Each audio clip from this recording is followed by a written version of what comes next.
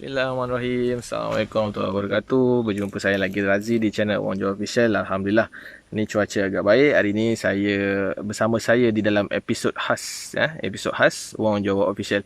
Jadi saya dah buat keputusan selepas ini dalam 2 bulan sekali lah, mungkin 2 bulan sekali, saya akan buat satu episod khas lah.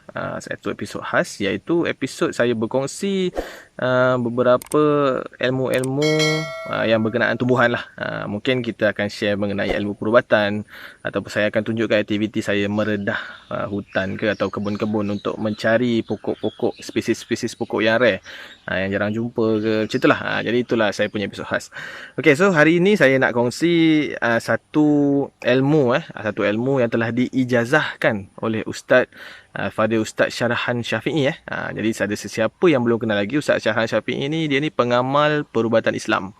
Dia memang top lah. Kalau Google nama dia atau dekat YouTube, insyaAllah memang keluar lah nama dia.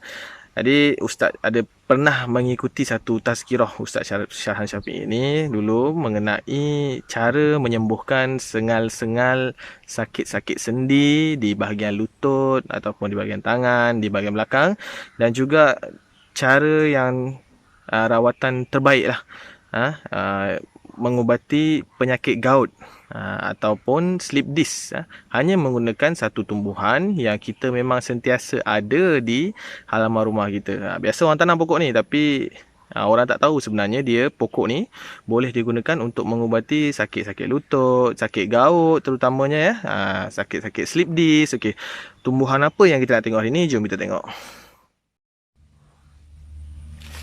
Okey, jadi inilah dia tumbuhan yang saya katakan mampu untuk mengubati sakit-sakit lutut, mengubati gout, mengubati slip disc. Dan tumbuhan ni rasanya rata-rata majoriti orang ada tanam kat rumah kan. Mak-mak kita kan biasa dia suka tanam pokok ni. Sebab apa? Selain tu, pokok lidah buaya ni juga mampu untuk mengubati luka-luka kesan terbakar. Contoh macam melecur kan dekat tangan, biasanya kita akan ambil, kita kupas dia, lepas tu kita sapu kat kesan terbakar lah. Okay. Jadi, dan ada juga yang menggunakan aloe vera ni sebagai terapi untuk menghilangkan jerawat. Dia sapu kat muka kan, untuk kulit licin lah. Tapi siapa yang sangka sebenarnya aloe vera ni ataupun lidah buaya ni ada satu lagi khasiat dia yang ramai sangat tak tahu, dan hari ni saya tergerak hatilah untuk berkongsi lah. Jadi ilmu ni saya dapat daripada tazkirah tersebut. Jadi saya rasa saya akan berkongsi dengan anda semua bagaimana caranya supaya lidah buaya ini dapat digunakan untuk mengubati penyakit gout dan juga slip disc. Okey, jadi benda pertama sekali yang saya nak bagi tahu, yang saya nak kongsi kepada anda semua, okey, apabila kita mengambil sesuatu pokok atau tumbuhan dengan niat untuk berubat, seperti contoh daun pokok bidara untuk ubatan terkena buatan orang ataupun sihir, ataupun daun durian Belanda yang digunakan untuk kanser, untuk pencegahan kanser, ataupun kita nak ambil kunyit yang kita halia yang kita tanam dengan niat untuk mengubati perut kita yang masuk angin, okey, sebab halia boleh buang angin. Okey, jadi setiap kali kita mengambil tumbuh-tumbuhan, kita perlu meminta izin kepada penjaga tumbuhan dahulu. Jadi siapa dia penjaga tumbuhan yang saya maksudkan di sini? Penjaga tumbuhan ialah Nabi Ilyas alaihi salam. Okey, jadi benda ni ramai tak tahu. Saya beritahu, saya ulang lagi sekali, penjaga tumbuh-tumbuhan adalah Nabi Ilyas alaihi salam. Jadi kita perlu meminta izin dulu kepada penjaga tumbuhan, barulah rawatan kita tu mujarab. Okey, jadi sebab tu kadang-kadang kita dengar nasihat orang kan, suruh ambil daun tu, daun ni untuk mengubati sakit tu, sakit ini.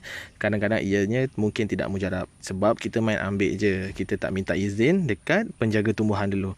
Jadi cara kita nak minta izin dekat penjaga tumbuhan tu adalah dengan memberi salam kepada Nabi Ilyas, iaitu salamun ala Ilyasi innahu min ibadinal mu'minin. Okey, ataupun kalau panjang sangat senang je, salamun ala Ilyasi fil alamin. Itu saja. Okey, salamun ala Ilyasi fil alamin. Lepas tu barulah kita ambil daun pelepah lah, saya panggil pelepah, baru kita ambil pelepah lidah buaya ni.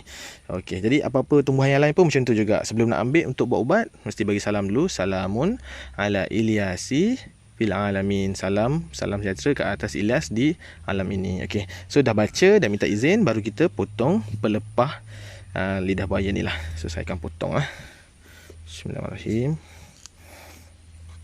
Okey, dah dapat. Ambil sikit je, tak payah banyak Okey.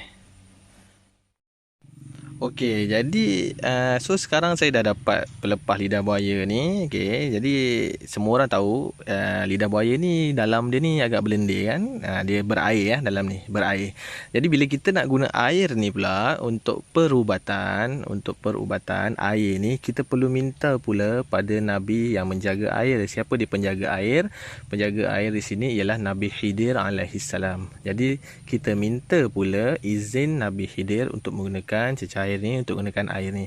Jadi cara dia sama juga macam Nabi Ilyas tadi, hanya sebut salamun ala Khidir fil alamin. Salam sejahtera ke atas Khidir di atas alam ini. Jadi selepas kita dah minta izin Nabi Khidir, kita kupas, kita kupas ni lah kulit dia. Okey, kita akan kupas kulit dia. Sekejap saya kupas dulu. Okey, sekarang saya dah kupas nampak tak ni ada lendir-lendir air-air ni kan. Okey, jadi selepas minta izin kepada Nabi Khidir, kemudian telah pun dikupas, hanya perlu sapukan di tempat yang sakit lah. Contoh dekat lutut yang terkena gaut ataupun di buku lali lah kebiasaannya yang terkena gaut tu, sapukan mengikut arah jam sapukan mengikut arah jam. Begini arah jam. Saya bagi contoh arah jam ke kanan sambil membaca surah Al-Mu'minun ayat 11 hingga 14. Okey. Saya ulang sekali lagi. Ambil yang telah dikupas ni, sapukan pada tempat yang terkena sakit-sakit otot ataupun gaut tersebut. Sapukan mengikut arah jam begini sambil membaca surah Al-Mu'minun ayat 11 hingga 14. Kemudian niat di dalam hati, berdoa di dalam hati supaya Allah sembuhkan penyakit ini, supaya Allah hilangkan sakit gaut, supaya Allah hilangkan sakit-sakit sendi kita. Itu sahaja. Semudah itu sahaja semudah ABC yang orang cakap. Okey, so lepas tu berapa kali sehari nak kena buat benda ni? Berapa kali sehari nak kena buat?